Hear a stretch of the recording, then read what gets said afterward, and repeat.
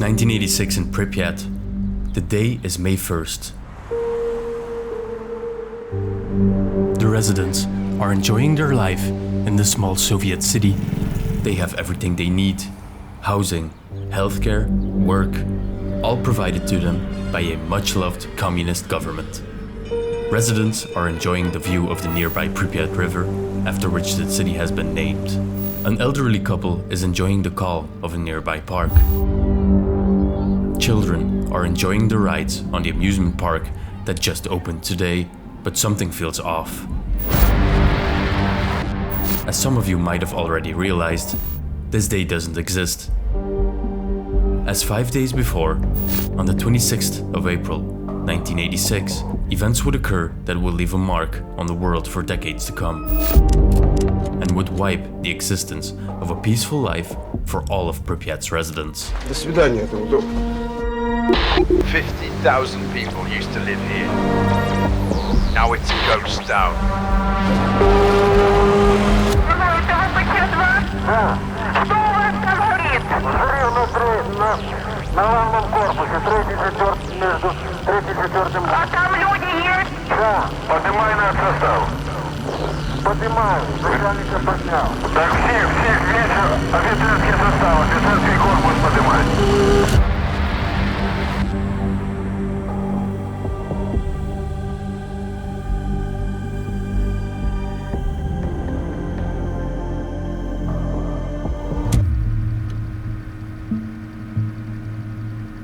The control room operators had just started their shift at 12 AM, as they were preparing to do a test to determine how long turbines would spin and supply power to the main circulating pumps in the case of a power outage, as these turbines spinning was crucial to maintain stability in the reactor core. Preparations for the test are ongoing. We've reduced power to 50%. Reduce power further to 700 megawatts. Power is decreasing rapidly. The power output is dropping down lower than expected. They are unaware of the cause. Start increasing power. Slowly. But something is wrong. Power levels is stuck at 200 megawatts and it won't go up. Despite all system anomalies, they decide to start the test anyway. Turn off the emergency cooling system. Emergency cooling system is off. Operators disabled several automatic shutdown systems, such as the emergency core cooling system, to prevent the reactor from shutting down during the test. Start the test. Commencing test sequence. The test was initiated by shutting off steam to the turbines, which was supposed to simulate a loss of power and test the inertial spin down of the turbines. Monitor the core temperature closely. Temperature is rising. Increase the water flow to the core. Increase in water flow. The power output starts rising quickly. The control room operators don't know what's going on, only that they need to stop it. Shut down the reactor. Toptunov is ordered to press the AZ5 button, which should stop all reactivity in the reactor core and thus eliminating power output. AZ5 button pressed. Control rods are being inserted. But it doesn't work.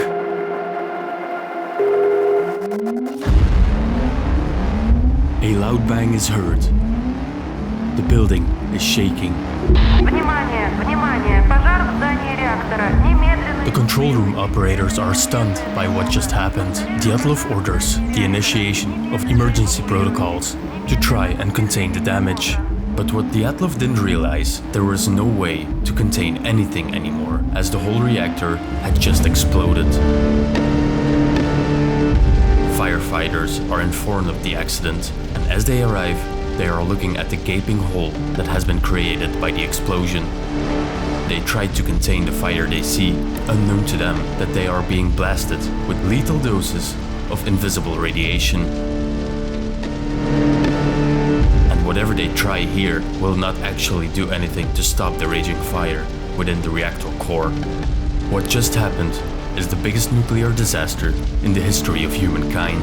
The amount of work, cleanup, and sacrifice that followed this event is greater than anyone could have ever expected. So how did the reactor actually explode?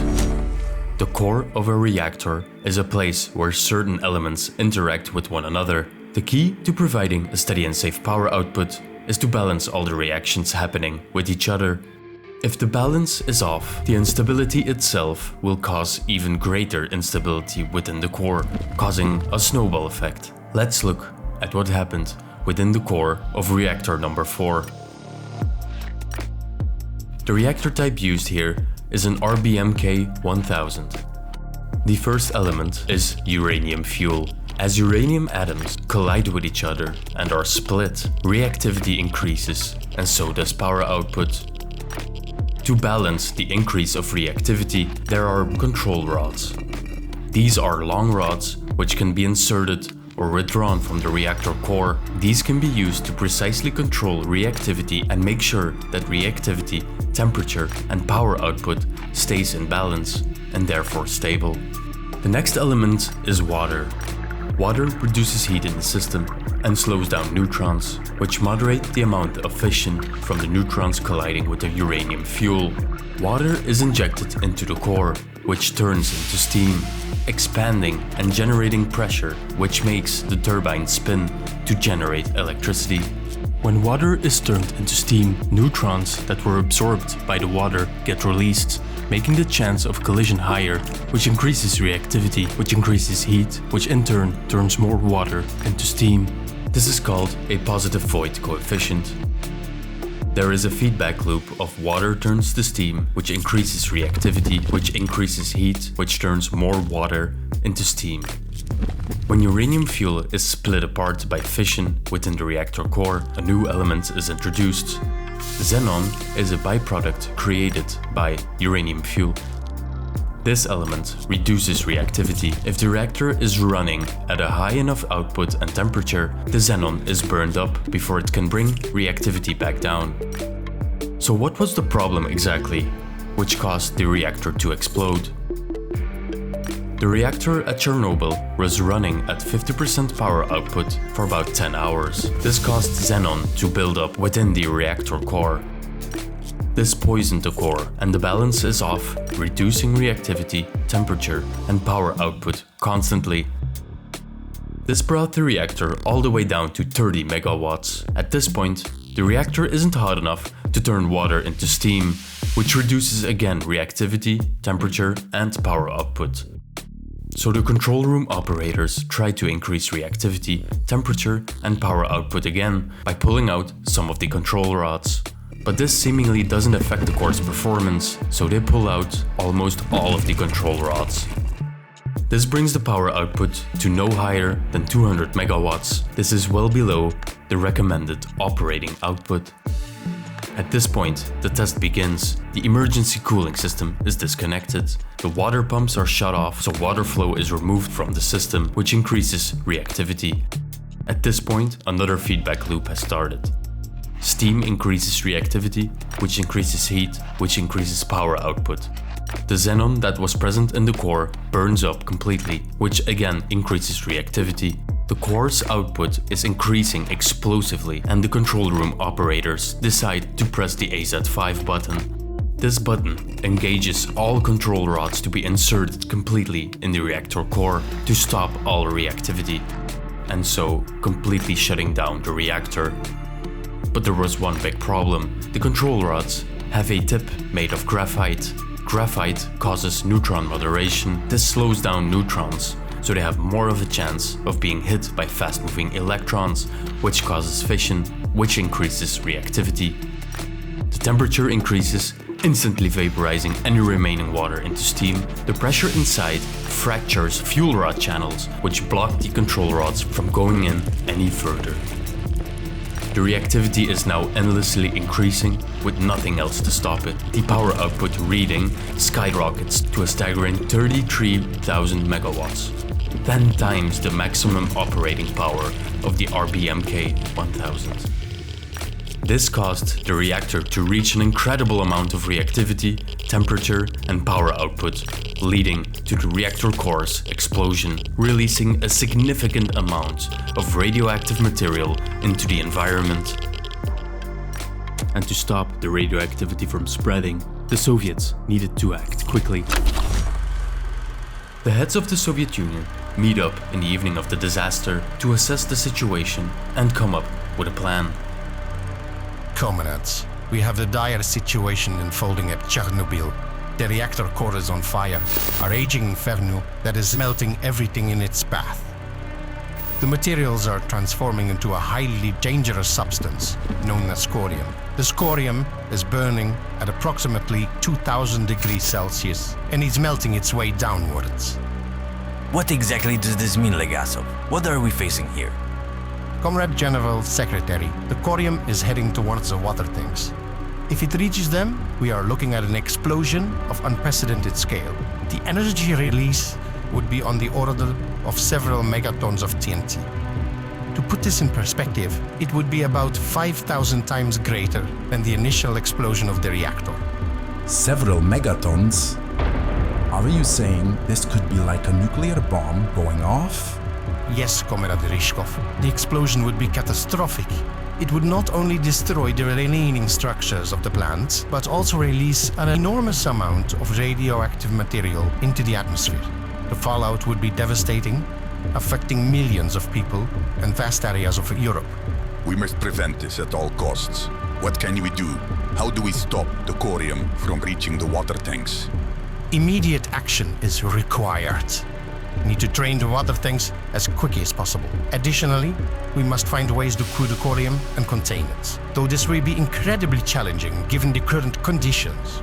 The risks are immense. We're dealing with temperatures and radiation levels that are off the charts. This is unlike anything we've faced before. Comrades, we have no choice but to act. Mobilize all necessary resources. Sherbina, you will lead the efforts on site. Legasov, provide all the scientific support needed. We cannot allow this disaster to escalate any further. We will also start the evacuation of Pripyat. The radiation levels are far too high for the residents to remain. We must ensure their safety, but this must be done quickly and efficiently. Time is of the essence. Every minute counts. We must act now to prevent an even greater catastrophe. One more thing. This disaster cannot be disclosed to the public or the rest of the world at this time. We must control the flow of information to prevent mass hysteria and international repercussions. We act swiftly, decisively, and discreetly. The safety of our citizens and the stability of our country depend on it. Before any mitigation operations could start, on the morning of April 28, 1986, 2 days after the incident, workers at the Forsmark nuclear power plant in Sweden noticed unusually high radiation levels. Initial concerns that the radiation might be coming from Forsmark itself were quickly dismissed. The first word that something was seriously wrong came from this power plant in eastern Sweden. Further investigation revealed that the radiation was not originating from the Swedish plant. Instead, the radioactive particles were being carried by the wind from the east. This indicated that there had been a significant nuclear incident somewhere in the Soviet Union. Swedish authorities contacted the Soviet Union to inquire about any potential nuclear accidents, which they completely denied. But the world wasn't so easily fooled. There has been a nuclear accident in the Soviet Union. Katastrofen i Sovjet. The Soviet atomic plant in the Ukraine. The whole world is talking about it, after which the Soviet Union had to come clear. Добрый вечер, товарищи. Все вы знаете, недавно нас постигла беда. Авария на Чернобыльской атомной электростанции. Она больно затронула советских людей, взволновала международную общественность. It's May 4th, and the corium is making its way closer to the water tanks. The water tanks need to be drained before the corium can reach it to prevent a massive explosion. Alexei Ananenko, Valery Bespalov, and Boris Baranov are volunteering for the task at hand. The operation consists of going into the basement of the reactor building, where the water tanks are located. The area they need to go in is also partly flooded and dark, with a lot of debris making the path a difficult one. They need to complete the task as fast as they can, not only for the Soviet Union and Europe, but for themselves as well, as the area is highly radioactive, and the longer they stay down there, the less chance they have at surviving the operation. Despite these extreme conditions, The three men managed to successfully reach the valves in time. They have accomplished their mission. Their reward, 800 rubles, about $2,500 today. Eternal honor and recognition for their noble sacrifice. The widespread understanding of this mission is that these three men did not survive the immediate aftermath due to radiation poisoning, but this is far from the truth. Alexei Ananenko did suffer from radiation poisoning, but he made it through, as he is still alive today, to tell his amazing story. Valery Bespalov was affected a little bit more than Alexei. He had some prolonged health issues, but nonetheless survived and is still alive today. Boris Baranov did suffer a heart attack in 2005, 19 years after the incident occurred. In the nearby city of Pripyat, residents are ordered to evacuate the city. They were only allowed to bring a handful of belongings, leaving most possessions, including animal pets, behind. They were told that it would only be for a few days and they could return soon. But the residents were never allowed to come back, leaving their life in the city they had come to love so much for good. After the 50,000 residents were evacuated, they attempted to clean the city with water and detergents, spraying every square meter of the city. This caused a capillary effect, in which the radioactive particles were partly blasted into porous materials like brick and wood, rendering the whole operation useless and the city uninhabitable.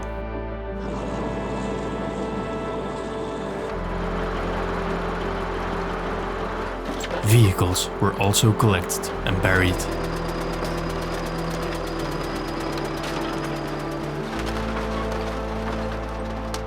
There was another operation in which they recruited the military in search of animals which were likely contaminated to have them killed and buried. Other villages located in the 30-kilometer exclusion zone like Kopachi and Yanov were completely razed. All buildings were demolished with special vehicles, as portrayed here, to prevent people from coming back.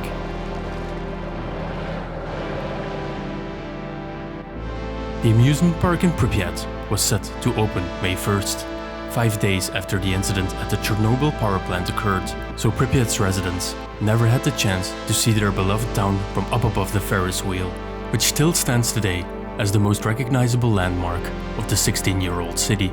From 50,000 people to zero in 36 hours, Pripyat is one of the most abruptly depopulated cities in modern history. Sadly, no one would be allowed to return home, as the city is still uninhabitable and it will stay that way for another 10,000 years. The very first mitigation mission was a success, but there is no time for slacking, as the corium is still melting its way down. Its next target is the groundwater. The concern was that if the molten material reached the water table, it could again cause a massive steam explosion or lead to widespread radioactive contamination of water sources, including the Dnieper River and the Kiev Reservoir, which supply water to millions of people. In this case, they can't just drain the groundwater. They need another solution. So they plan to dig a tunnel underneath the burning reactor and install a cooling system with a thick concrete base that would prevent the molten core from melting through. Трудно? Да не очень, что стараемся. Надо выполнить. Когда камера снимает, работает, елки-палки, что вы? About 400 miners worked from May to July under extremely hazardous conditions to complete the tunnel. They dug out the space for a cooling system, but ultimately, the cooling system was never installed. As it turned out, the corium did not melt through the reactor's concrete base as quickly as feared. The lava-like material partially solidified and did not reach the groundwater. So now that the direct threats have been mitigated, there is still a high level of radioactivity coming from the remains and debris of the reactor. This debris was spread everywhere due to the sheer force of the explosion. The plan is to build a so-called sarcophagus, a metal shell that will be built over the reactor to block any radioactivity from escaping. But in order to commence construction, they need to remove a lot of the debris that landed on the roof of the building.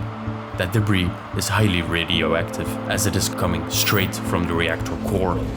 So they decide to use robots to do the job, as to not risk human lives. Робот, вон стоит оранжевый, вон! 5 types of robots were deployed for this operation. The functions of these robots varied from measuring radioactivity to pushing debris from the edge of the roof. This seemed like a great way to clear most of the debris without the risk of more human sacrifice. But after the first few weeks, the robots broke down quickly due to the circuit boards getting damaged by the radioactivity, and the obstacles on the roof were very challenging for the robots to maneuver efficiently, and time is ticking. There was only one other option: to use human liquidators. So this mission once again involves possible human sacrifice, and this time on a much bigger scale than the previous operations. Listen up, comrades. This is the most important task you will ever undertake. The roof of Reactor 3 is littered with graphite and other highly radioactive materials. Your job is to clear it as quickly as possible. Each of you will have exactly 1 minute to do your job. That minute is all you can safely manage before the radiation levels become lethal. You're wearing lead-lined protective gear, but it's not foolproof. Every second counts. You'll be using shovels to remove the debris. Your primary goal is to clear a path so that larger equipment can be brought in later. Remember, do not linger. Get in, scoop up as much as you can, and get out. The radiation levels up there are among the highest we've recorded. You might feel nauseous or dizzy. If that happens, signal immediately and come back. We'll monitor you from here. Your efforts will be recognized as an act of heroism, and you'll be contributing to the safety of countless others. Comrades, get ready. In 3, 2, 1.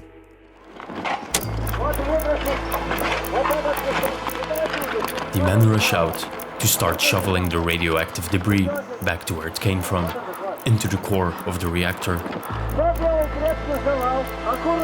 There is about 100 tons of radioactive debris to be removed, so each team is only doing a fraction of the work that is needed. Some blocks are small, but others are big and heavy. The terrain is difficult to cross, making the task very cumbersome and inefficient.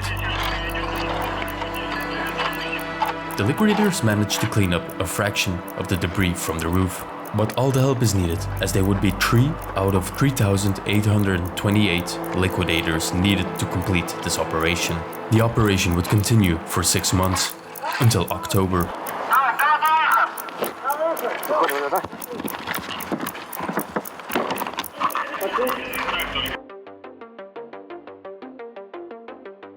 The explosion of reactor number 4 caused it to shoot its own radioactive material into the air. This radioactive cloud was being carried by the wind into 2 directions. One was headed towards Scandinavia, and the other was headed straight to the capital, Moscow.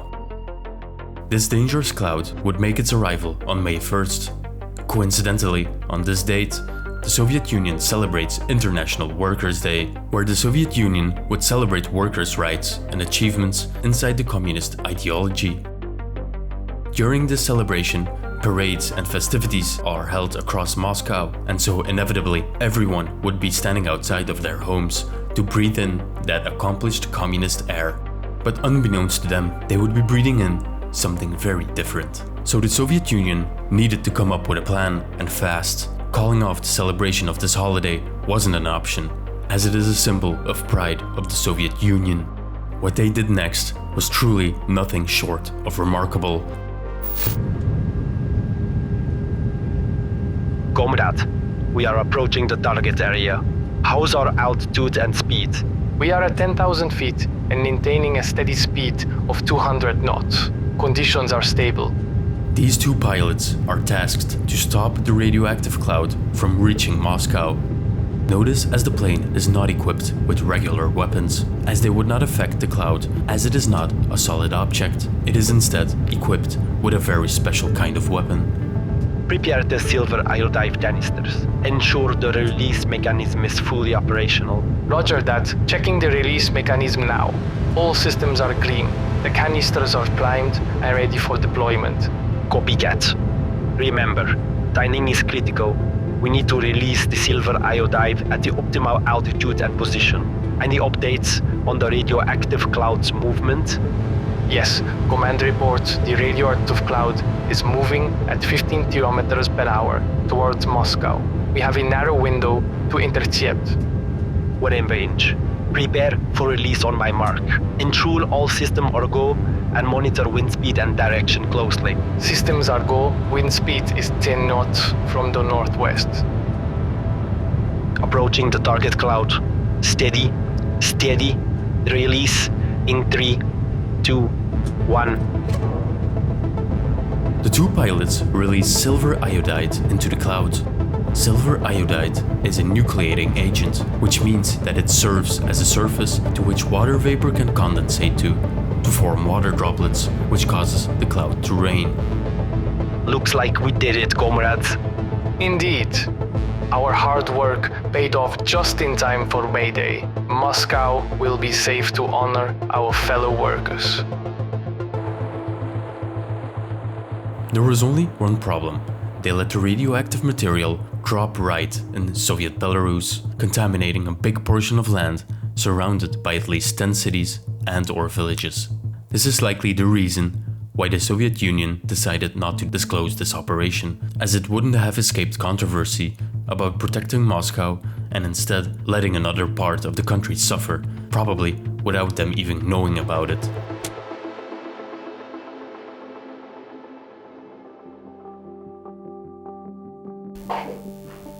The Chernobyl incident is one of the biggest human-made disasters in history. It caused unreversible environmental damage, long-lasting health complications from which we still see the effects today. It has also caused a great political change in the area. It has been said that this incident might have set in motion the series of events that led to the fall of the once great Soviet Union.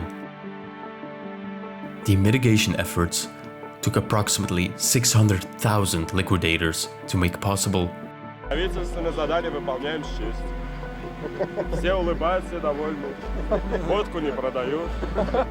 There is a stable situation now, but the new safe confinement is built to last only 100 years, and regular maintenance is required still today.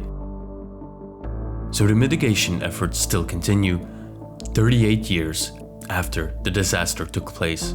The total cost of the mitigation efforts is estimated at $65 billion.